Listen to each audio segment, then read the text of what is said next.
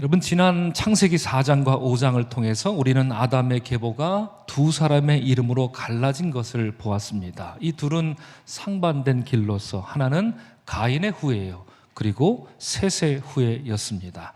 저 무지막지한 인물 라멕을 통해 살펴본 것처럼 가인의 후예는 마치 천상천하 유아 독전인 것 마냥 타락한 인간의 길을 성큼 걸어갔던 인물이었습니다. 가인의 후예들이 장악한 세상을 지켜보면서 우리는 인류는 정말 이렇게 끝나고 말 것인가? 창세기 4장 이야기를 제가 하고 있는 것입니다. 그렇게 의문을 던지고 있을 때, 그리고 한 장 창세기 5장을 넘기자 창세기 5장은 우리에게 셋의 후예라는 또 다른 길을 소개해 주었습니다. 가인의 자손에 비해 뒤늦게 태어난 셋의 후예는 우리에게 하나님의 구원으로 향하는 세 가지 길을 보여주었는데요. 지난주 제가 그래서 그 세 가지 길에 대해서 여러분과 나누었습니다. 첫째는 에노스를 통한 하나님을 예배하는 길이었습니다. 둘째는 에녹을 통한 하나님과 동행하는 길이었고요. 마지막 셋째는 노아라는 인물을 통해서 세상의 위로가 또한 안위가 되는 그런 길이었음을 알려주었습니다. 여러분, 나중에 다시 말씀드리겠지만 이 노아가 있어서 얼마나 다행스러운지, 그의 이름은 그야말로 위로이자 안위라 할 수 있을 것입니다. 이처럼 셋의 후예였던 에노스, 에녹, 노아라는 이 세 명의 빛나는 이름으로 인해서 우리는 구원 역사를 새롭게 열어가시는 하나님의 뜻과 계획을 재확인할 수 있었습니다. 지금 목사님이 무슨 얘기인가 싶으신 분들은 지난주 설교를 한번 이렇게 열어서 다시 한번 들어보시면 좋을 것 같습니다. 그래서 지난주 설교를 통해서 저는 우리 앞에 놓인 두 가지 길이 있었습니다. 가인의 길을 걸을 것이냐, 아니면 셋의 후예로 살아갈 것이냐, 죽음의 길을 걸을 것이냐, 아니면 생명의 길이냐의 이 갈림길에서 가인의 후예가 아니라 셋의 후예가 되어서 죽음의 길이 아니라 생명의 길을 힘차게 걸어가자 하는 권면의 말씀을 지난주에 나누었습니다. 이처럼 지난주 나누었던 창세기 5장이 셋의 후예로 인한 생명의 길을 우리에게 제시하고 있다면, 여러분, 오늘 본문 창세기 6장을 넘기면 그럼 마땅히 어떤 내용이 나와야 하겠습니까? 가슴 벅차고 아주 희망찬 그런 이야기들, 이리하여 셋의 후예들이 이렇게 멋지게 세상을 살아냈구나, 생명의 길을 걸어냈구나 라는 이야기가 나올 것을 기대할 수 있겠지요. 하지만 오늘 본문으로 인해 우리는 전혀 예상치 못한 새로운 국면을 맞이하게 되죠. 본문은 사람이 땅 위에 번성하기 시작할 때 그들에게서 딸들이 나니 하나님의 아들들이 사람의 딸들의 아름다움을 보고 자기들이 좋아하는 모든 여자를 아내로 삼는지라는 말씀으로 시작합니다. 이게 도대체 무슨 소린가요? 갑자기 뜬금없이 이게 무슨 뜻인가요? 이 말씀을 읽게 되면, 그러면 지금까지 창세기 4장과 5장에서 우리는 가인의 후예에 대해서 그리고 셋의 후예에 대해서 이야기를 나눴는데, 그럼 가인의 후예와 셋의 후예는 어떻게 된 거지? 이런 생각을 하면서 궁금해질 수 있습니다. 게다가 여기서 말하는 하나님의 아들들은 누구고 사람의 딸들은 누군지 의문스러운 생각이 들 무렵 다음 구절이 말하는 것들을 들어보니 사태가 매우 긴박하게 돌아가면서 인간은 생명의 길을 포기하고 스스로 죽음의 길에 떨어질 위기에 처하고 맙니다. 곧 노아의 홍수, 대홍수를 예고하고 있기 때문입니다. 그래서 3절 말씀을 보면 어떤 이야기가 나옵니까? 하나님은 인간이 육신이 된 것을 보시고, 인간이 비로소 정말 육신이 되었구나, 이렇게 보셨다 하면서 나의 영원히 사람과 함께하지 않을 것이다, 이렇게 심판의 말씀을 주시더니 5절과 6절에서는 타락한 인간을 바라보시는 그 하나님의 무기력한 절망감을 가감없이 그대로 우리에게 들려줍니다. 즉, 인간이 마음으로 생각하는 모든 계획이 항상 악하다 하는 것입니다. 이로 인해 하나님이 근심하고 한탄하셨다고 성경은 말합니다. 그래야 하나님은 7절에서 말씀하기를 내가 창조한 사람을 내가 지면에서 쓸어버리겠다는 계획을 밝혀주십니다. 이처럼 타락으로 치닫고 있는 본문에 나오는 인간의 모습을 들여다보면서 그리고 한 구절 한 구절 묵상하면서 저는 미국의 작가 테네시 윌리엄스가 쓴 욕망이라는 이름의 전차라는 이 소설 제목이 떠올랐습니다. 오늘 설교 제목 인간이 올라탄 욕망이라는 이름의 전차는 이 소설 제목에서 빌려온 것입니다. 소설에 보면 여러분, 가문이 몰락해서 모든 것을 잃어버린 주인공 블랑시라는 여주인공이 나오는데요, 그가 여동생을 만나러 가면서 이렇게 말하는 대목이 있습니다. 사람들이 욕망이라는 이름의 전차를 타고 가다가 묘지라는 전차로 갈아타서 6블록이 지난 다음 낙원이라는 곳에서 내리라 하더군요. 이렇게 말합니다. 동생이 사는 곳이 바로 낙원이라는 정거장이었고, 이 블랑시는 낙원이라는 정거장에서 내렸습니다.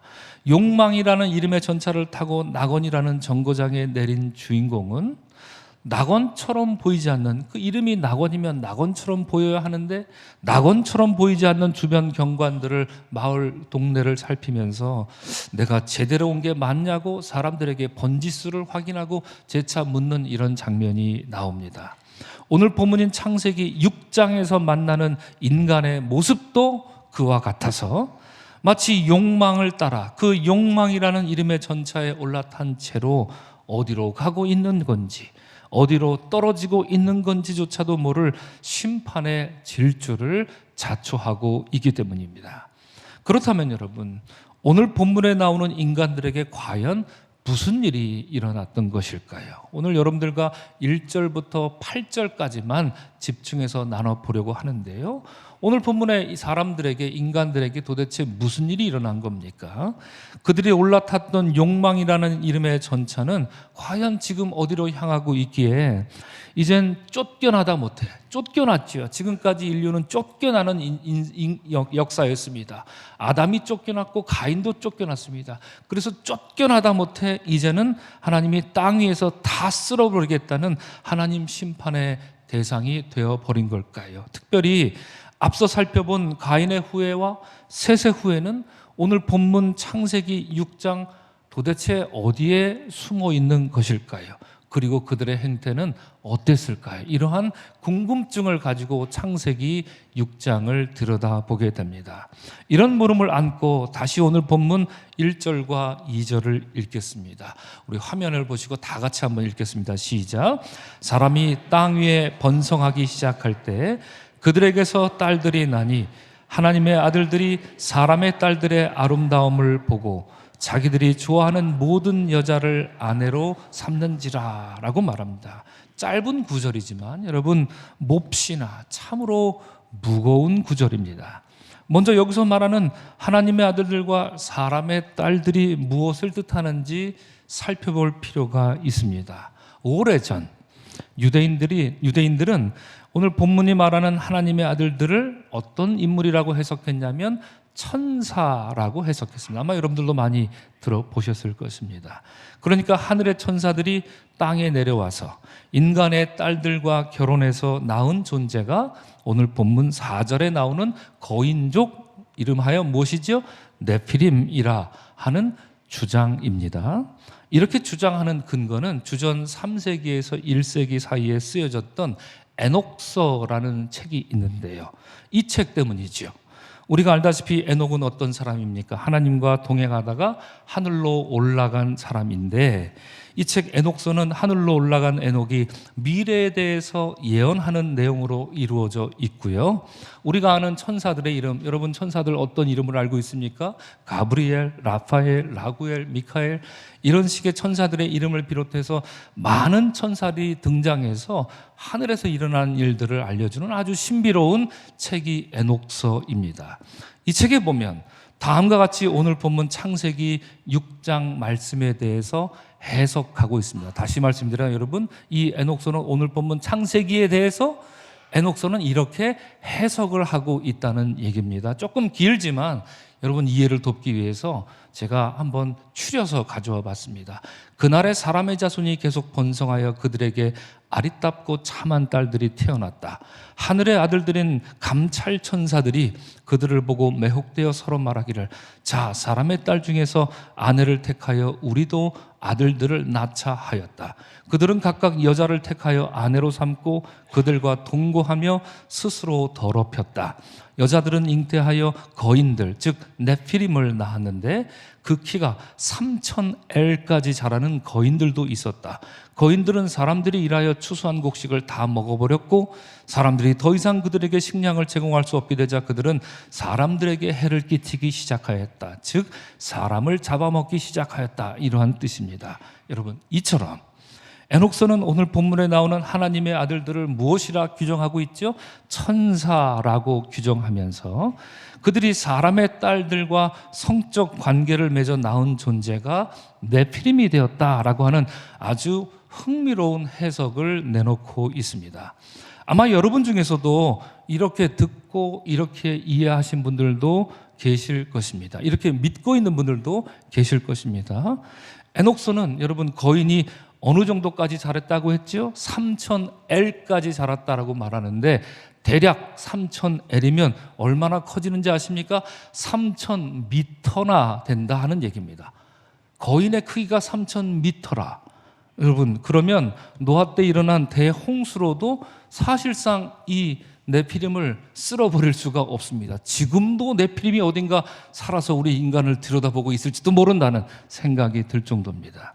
이러한 에녹서의 해석이 아주 흥미롭고 재밌는 해석인 것은 분명하지요. 너무 재밌습니다. 에녹서 읽으면 참 재밌습니다. 그러나 문제는 근거가 없습니다. 그래서 해석이라기보다는 이 창세기를 읽고요, 누군가 이 창세기를 읽고 이것에 대한 허구 이야기를 창작해낸 것이 바로 에녹서입니다. 그래서 사실 교회 전통은 이런 에녹서를 이미 오래전부터 정경으로 받아들이지 않고요, 아포크리파라고 해서 외경으로 취급하는 것이지요. 그래서 성경을 연구할 때 이런 에녹서와 같은 책들은 단순히 참고 정도만 할 뿐이지 이 내용의 신빙성에서 에녹서에 이렇게 말하니까 우리도 이렇게 믿어야 돼 이렇게 말하는 것은 본말 전도된 일이라 할 수 있을 것입니다.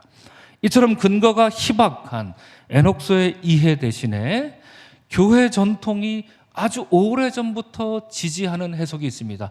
하나님의 아들들과 사람의 딸들이 누구냐 하는 점에서 아주 오래전부터 교회 전통이 지지하는 해석이 있습니다. 본문에 나오는 하나님의 아들들은 셋의 후예를 뜻하고요, 사람의 딸들은 가인의 후예를 뜻한다 하는 견해입니다. 이러한 견해를 대표하는 인물이 저 유명한 초대교회 교부인 성 어거스틴입니다. 어거스틴은 그의 책 하나님의 도성에서 이렇게 말합니다. 세상 일을 토대로 삼은 도성과 하나님께 대한 소망을 토대로 삼은 도성이 있다. 세상에는 두 가지 도성이 있다는 얘기죠. 하나는 무엇이라고요? 세상 일을 토대로 삼은 도성, 다른 하나는 하나님께 대한 소망을 토대로 삼은 도성입니다. 전자는 가인의 후예를 의미하고요, 후자는 어떻습니까? 누가 떠오르죠? 셋이 아들을 낳았을 때 연약한 인간을 뜻하는 이름을 무엇이라 지었습니까? 에노스라 지었지 않습니까? 그렇죠?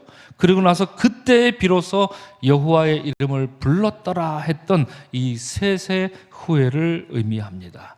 지난주 설교에서 저는 어느 구약학자를 인용하면서 가인의 후예들은 도시의 문명을 개척했지만 셋의 후예는 예배를 개척했습니다. 이런 말씀을 여러분들과 나눈 적이 있는데 표현만 달랐지 이 표현은 바로 오래전 어거스틴이 한 말과 똑같은 내용일 것이지요.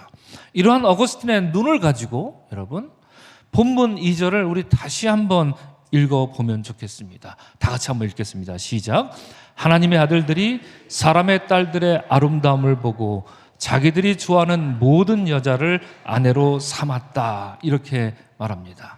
어거스틴은 여러분 이 구절을 두고서 해석하기를 인류가 번식하며 전진하는 동안 두 도시가 혼잡되며 함께 불의를 행함으로써 혼란에 빠진 것이다. 이렇게 멋지게 해석을 하고 있습니다. 여러분 무슨 뜻인지 이해가 되시겠습니까? 참으로 명쾌한 해석입니다. 여기서 말하는 두 도시란 무엇입니까? 앞서 살펴본 것처럼 가인의 후예와 셋의 후예를 뜻합니다. 그러니까 어거스틴은 말하기를 가인의 후예와 셋의 후예가 한데 섞여 살면서, 그렇죠, 따로 떨어져서 이렇게 살 수는 없는 노릇 아닙니까? 한데 섞여 살면서 인류는 혼잡하게 되었고 함께 손맞잡고 타락하여 누가 가인의 후예고 누가 셋의 후예인지조차 모를 정도로 인간은 타락하게 됐다 하는 어거스틴의 해석입니다. 그런데 저들이 타락하는 과정을 보니 몇 가지 심각한 문제가 눈에 띕니다. 2절 말씀을 한번 보시면 우리 다시 한번 읽도록 하겠습니다. 이번에는 여러분 제가 이 화면에 띄울 때마다 강조하는 포인트가 다르죠? 강조하는 포인트에 눈여겨보면서 한번 읽으면 좋겠습니다. 시작. 하나님의 아들들이 사람의 딸들의 아름다움을 보고 자기들이 좋아하는 모든 여자를 아내로 삼는지라, 취하는지라, 이렇게 말합니다. 첫째로 누가 기준이 됩니까? 여자를 고르는, 아내를 고르는 그 기준이 누가 기준이 되지요? 인간 스스로 기준이 되었다는 것입니다. 짝을 고르는 기준이 사람 자신이 기준이 되었다는 것입니다. 창세기 2장을 보면 하나님이 아담에게 하와를 주실 때 여호와 하나님이 이르시되 사람이 혼자 사는 것이 좋지 아니하니 내가 그를 위하여 돕는 배필을 지으리라, 이렇게 말씀하십니다. 여러분, 좋고 안 좋고의 기준 누굽니까? 하나님입니다. 하나님이 기준이었습니다. 이것이 남자와 여자가 한 몸을 이루는 원리가 됩니다.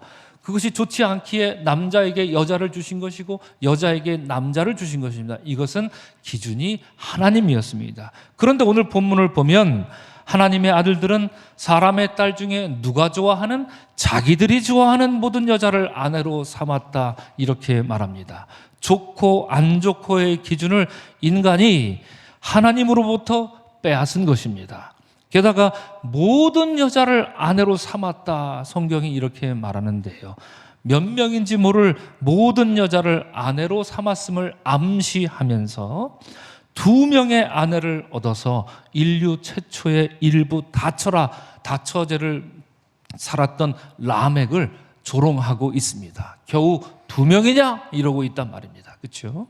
둘째로 여러분, 오늘 본문 말씀을 자세히 보면 오늘 본문은 인간이 타락한 그 패턴을 부스란히 반복하며 보여줍니다. 오늘 본문에서 3개의 단어가 눈에 들어옵니다. 어떤 단어입니까? 보다, 좋아하다, 취하다, 이 단어가 눈에 들어옵니다. 본문은 말하기를 하나님의 아들들이 사람의 딸들의 아름다움을 보고 좋음을 보고 아내로 취했다라는 것인데, 이런 일은 전에도 한 번 있었습니다. 인류 최초의 타락이 바로 이것 때문에 발생한 것이지요. 뱀의 유혹에 넘어간 하와가 그 열매의 좋음을 보고 먹음직하여 따먹었다, 이렇게 성경이 말하는 것, 취했다 성경이 말하는 것처럼 말입니다. 이처럼 인류 타락의 그 원초적인 죄를 오늘 본문은 반복적으로 보여주고 있습니다. 이런 이유로 하나님은 이어지는 3절에서 다음과 같이 인간을 향해 심판을 고하십니다. 우리 3절 말씀을 다 같이 다시 한번 읽겠습니다. 시작. 여호와께서 이르시되 나의 영이 영원히 사람과 함께하지 아니하리니 이는 그들이 육신이 됨이라. 그러나 그들의 날은 120년이 되리라, 이렇게 말하고 있습니다. 이게 무슨 뜻일까요? 이러한 인류를 바라보면서 하나님이 3절에서 이렇게 말씀하시는데 이게 무엇을 뜻할까요? 앞서 살펴본 것처럼 가인의 후예와 셋의 후예가 섞여 사는 모습을 본문을 뭐라고 말합니까? 육신이 되었다. 사람이 이제 비로소 이놈들을 보아하니 육신이 되었구나. 무슨 뜻입니까? 하나님의 형상을 상실했다는 얘기입니다. 그렇죠? 하나님의 형상을 도무지 저놈들에게서 찾아볼 수 없고 저놈들은 그냥 육체 덩어리가 돼버렸다. 성경은 이렇게 말한 것입니다. 그래서 하나님의 영이 사람을 떠났다, 이렇게 성경은 말하고 있는 것입니다. 여러분, 육에 속한 사람들의 특징은 어떻지요? 하나님의 영을 원하지 않습니다. 하나님의 영을 대적하고 밀어냅니다. 사도 바울은 갈라디아서 5장에서 이런 얘기를 했죠. 성령을 따라 행하라. 그리하면 육체의 욕심을 이루지 아니하리라. 육체의 소욕은 성령을 거스르고 성령은 육체를 거스르나니 이 둘이 서로 대적함이라, 이렇게 말합니다. 그러니까 사람이 육체가 되면 하나님의 영을 밀어낼 수밖에 없다는 것이지요. 그러나 사람이 하나님의 영으로 살면 육체의 소욕을 밀어내며 살 수 있다라고 하는 얘기입니다. 이런 이유로 여러분, 하나님의 영은 완벽하게 육에 속해버린 사람이 된 이 인류로부터 인간 안에 머물러야 머물 수 없게 된 것입니다. 떠날 수밖에 없게 된 것입니다. 이런 이유로 오늘 본문에서 하나님은 나의 영이 영원히 사람과 함께하지 아니하리니 이는 그들이 육신이 됨이라 말하고 있는 것입니다. 자, 그러면 여러분, 이 3절 제일 마지막에 어떤 얘기가 나오고 있습니까? 우리 노란 글씨로 뭐라고 써 있습니까? 그들의 날은 120년이 되리라. 이 말씀은 도대체 무슨 뜻일까요? 혹자들은 이 말씀을 두고 하나님의 영이 사람에게서 떠난 뒤로 인간의 수명이 120살로 줄어들었다, 이렇게 해석하는 경우가 왕왕 있습니다. 아마 여러분 중에서도 이렇게 이해하시는 분들이 대부분이지 않을까 이제 생각을 하게 되는데요. 물론 기네스북에 의하면 프랑스의 어느 할머니가 122세까지 장수하신 것이 우리가 기록상으로 볼 때 가장 오래된 산 거라고 말하지만 대체로 인간이 120세를 넘기는 것은 어렵습니다. 하지만 그렇다고 해서 오늘 본문이 그렇다고 해서 인간의 수명을 제한하는 그런 본문으로 우리에게 들려주고 있는가? 그것은 아닙니다. 성경에 보면 아론은 몇 세까지 살았습니까? 123세, 1, 2, 3 이렇게 살다 갔습니다. 이 말씀이 있은 이후로 노아는 몇 살까지 살았습니까? 950살까지 살았다고 성경은 말합니다. 창세기가 말하는, 오늘 본문이 말하는 하나님의 영은 하나님이 행하시는 그 통치와 그 능력을 나타낼 뿐이지 하나님의 영은 인간의 수명을 제한하거나 인간의 수명과는 별로 관계가 없습니다. 그래서 오늘날 학자들은 이 말씀을 어떻게 이해하느냐? 이 말씀은 홍수 이전의 은혜의 기간, 일종의 폭풍 전 고요의 시기를 뜻한다, 이렇게 말합니다. 무슨 뜻입니까? 이제 이후로 인간 너희들에게 120년의 시간을 주겠다 하는 것이지요.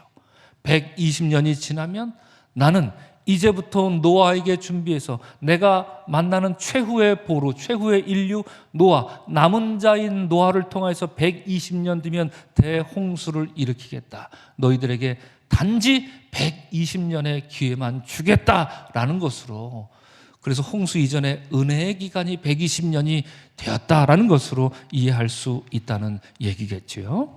여러분, 마지막으로 본문 4절을 한번 보면 4절은 이런 이야기를 하고 있습니다. 다 같이 한번 읽어보겠습니다. 시작. 당시의 땅에는 네피림이 있었고 그 후에도 하나님의 아들들이 사람의 딸들에게로 들어와 자식을 낳았으니 그들은 용사라 고대 명성이 있는 사람이들이었더라. 그럼 도대체 이건 또 무슨 말씀입니까? 네피림은 누구고 용사, 고대 명성이 있던 사람들, 이게 도대체 무엇을 말하고 있을까요? 앞서 말씀드린 에녹서는 이 4절이 말하는 네피림이 하늘의 천사와 땅의 여인들이 결혼해서 낳은 자식이라고 했습니다. 그래서 아주 크게 자라는 그 네피림은 그 키가 얼마나 된다고요?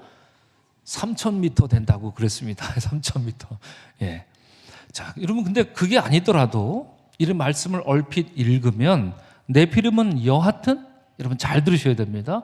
여하튼 하나님의 아들들이 사람의 딸들과 낳은 자식인 것으로 착각하기 쉽습니다. 여러분, 네피림은 하나님의 아들들과 사람의 딸들이 낳은 자식이 네피림입니까? 본문이 우리에게 그렇게 특정하면서 말하고 있습니까? 그렇게 말하지 않습니다. 본문은 어디에도 하나님의 아들들과 사람의 딸들이 결혼한 자식이 네피림이더라 이런 얘기를 하고 있지 않습니다.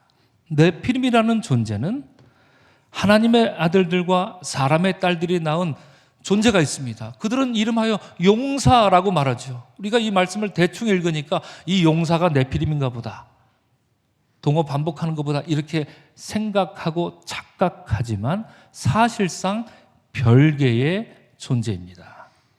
처음 듣는 얘기처럼 여러분 표정이 좀 심각해지신 것 같은데요. 다시 한번 읽어보십시오. 개역 개정판이 성경 히브리어를 제대로 번역했고요. 새번역 성경은 이 본문에서는 아주 빵점짜리로 번역하고 있는데요. 자, 네피림이라는 말은 어떤 뜻입니까? 대략 타락한 자들이라는 뜻으로 추정됩니다. 이들은 민수기를 통해서 키가 크고 아주 장대한 거인이라 이렇게 알려져 있습니다. 이런 네피림이라는 존재가 당시에 살고 있었다는 것, 그렇죠? 오늘 본문 보십시오. 네피림에 대해서 우리가 알 수 있는 것은 이런 알려지지 않는, 알 수 없는 이런 존재가 당시에 살고 있었다는 것. 네피림에 대해서 본문이 말하는 것은 그게 전부입니다. 더 이상의 어떤 인포메이션이 없습니다. 그렇다면 여러분, 본문이 말하는 하나님의 아들들과 사람의 딸들 사이에 태어난 이 용사요 명성 있던 사람들은 어떤 사람들입니까? 용사라는 말은 문자적으로 강한 자, 힘센 자, 우두머리를 뜻하는 군사 용어입니다. 사무엘하에 이 단어가 많이 나옵니다. 그리고 명성이 있는 사람들이란 말도 말 그대로 널리 이름이 알려진 사람들, 그냥 그렇게 이해할 수 있습니다. 문제는 여러분, 문제는 이 용사와 이 명성 있는 사람들이 덕망이 높아서 사람들에게 훌륭한 존재로 알려진 것이냐, 아니면 악명 높아서 사람들이 무서워하고 사람들이 두려워하는 존재로 알려진 것이냐, 거기에만 차이가 있을 뿐이겠지요. 이 4절 말씀으로는 우리가 이 용사가 어떤 존재인지, 이 이름이 널리 알려진 명성 있는 사람들이 어떤 존재인지 알 수 없지만 5절 말씀에 보면 하나님은 그들이 마음으로 생각하는 모든 계획이 항상 악할 뿐이었다, 이렇게 말합니다. 우리에게 고발합니다. 그리하여 내가 창조한 사람을 내가 지면에서 쓸어버릴 것이다 라는 최종 판결을 듣게 될 뿐입니다. 이 사람들은, 용사라고 하는 자들, 명성 있었다 하는 이 자들은 필시 자신의 힘과 권력으로 세상을 제 맘대로 쥐락펴라고 했던 폭군과도 같은 그런 인간을 뜻했을 것입니다. 네피림이라는 존재와 함께 말입니다. 사랑하는 성도 여러분, 오늘 우리는 가인의 후예와 셋의 후예가 함께 살게 되면서 벌어진 인류 타락의 비극에 대해서 나누었습니다. 하나님은 창세기 5장을 통해서 가인의 후예가 망가뜨려 놓은 세상을 셋의 후예로 인해 회복시키고자 하셨지만 셋의 후예조차도 타락한 인간의 범주에서 벗어나지 못했습니다. 이는 마치 세상에서 빛과 소금의 사명을 감당해야 할 우리 그리스도인들이 세상을 변화시키기는커녕 오히려 새 속에 물들어가는 이런 모습을 보여주는 게 아닐까 싶기도 합니다.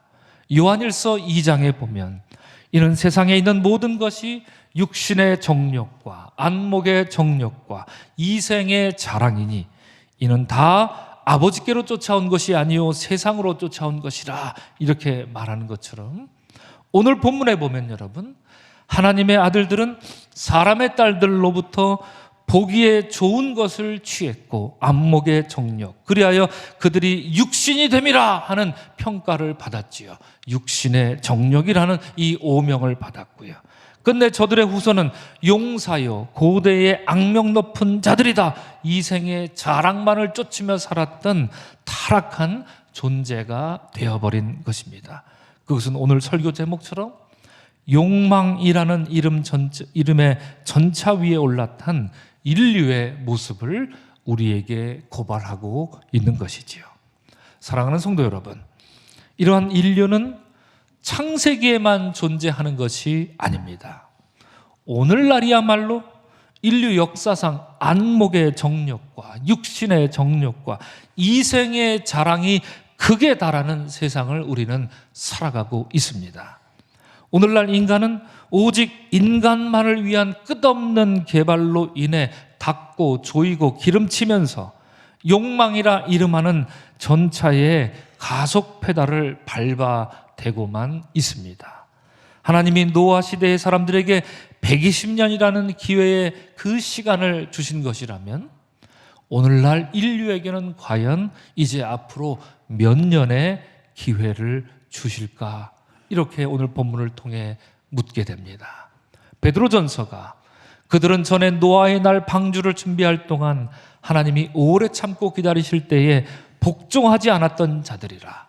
방주에서 물로 말미암아 구원을 얻은 자가 몇 명뿐이니 겨우 8명이라 이렇게 한탄하고 있다면, 사랑하는 성도 여러분, 오늘날 인류는 하나님의 심판 앞에서 과연 몇 명이나 노아와 같은 남은 자로 살아갈 수 있겠습니까? 사랑하는 성도 여러분, 그러나 오늘 본문 8절 말씀은 우리에게 작은 희망의 불빛을 밝혀줍니다. 우리 다 같이 8절 말씀을 다 같이 읽겠습니다. 시작. 그러나 노아는 여호와께 은혜를 입었더라 말하고 있습니다.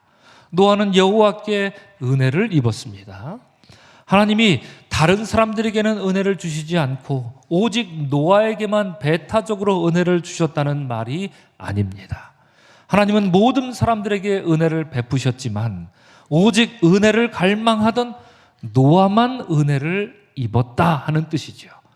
이로써 그러나 노아는 여호와께 은혜를 입었더라는 이 한 구절로 인해서 하나님은 인류를 구원하는 역사를 새롭게 써 내려가신 것입니다. 사랑하는 성도 여러분, 시냇물을 찾기에 갈급한 한 마리 목마른 사슴처럼 오직 하나님의 은혜로 갈급한 심령으로 살아가는 여러분이 되시기를 주 이름으로 간절히 축원을 드립니다. 그래서 노아는 여호와께 은혜를 입었더라는 이 칭찬, 이 축복이 여러분을 향한 축복이 되고 우리 교회와 우리 한국교회를 향한 주님의 축복의 말씀이 되기를 주님의 이름으로 간절히 축원합니다. 아멘.